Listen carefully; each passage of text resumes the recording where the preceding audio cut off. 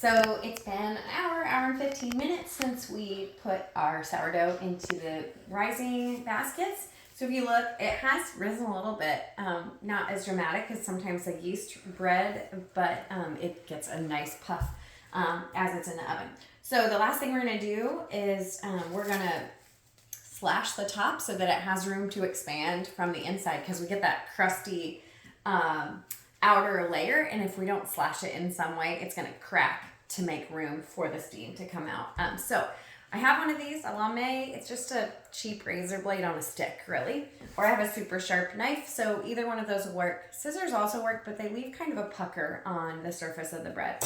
So most of the flour that we sprinkled on the top has been absorbed, so I'm just gonna flour this a little more. I find that these work a lot better on a yeast bread because a yeast bread is a little stiffer and holds together. This is so sticky that I do find they make it look so easy. I don't think it's so easy, but I'm gonna go in. I slashed, and if you look, it didn't slash super deeply, so I'll go right behind where I slashed and kind of hit it again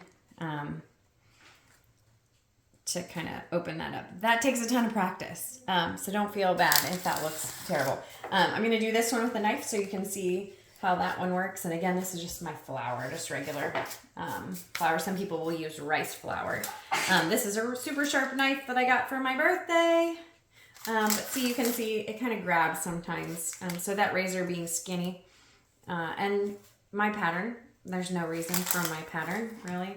But it doesn't grab as easily. So sometimes just kitchen shears work great. And I'm trying not to break or, smash it down, but I wanted you to see the difference there.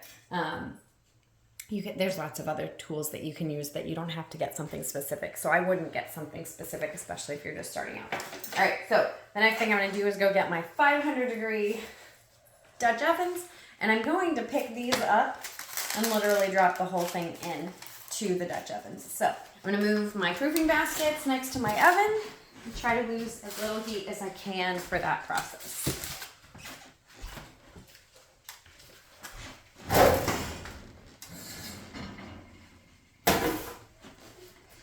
Do it one at a time, or you can do them both at the same time.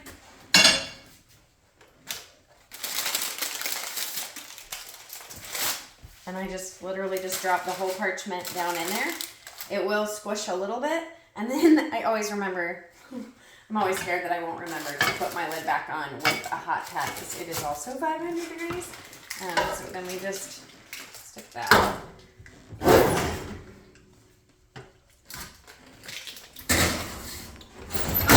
Do that second one.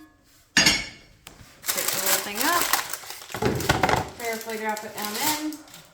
Now, because it's so hot, you don't have to do the parchment. Some people will flip the dough out of the basket and then slash it once it's in the pan.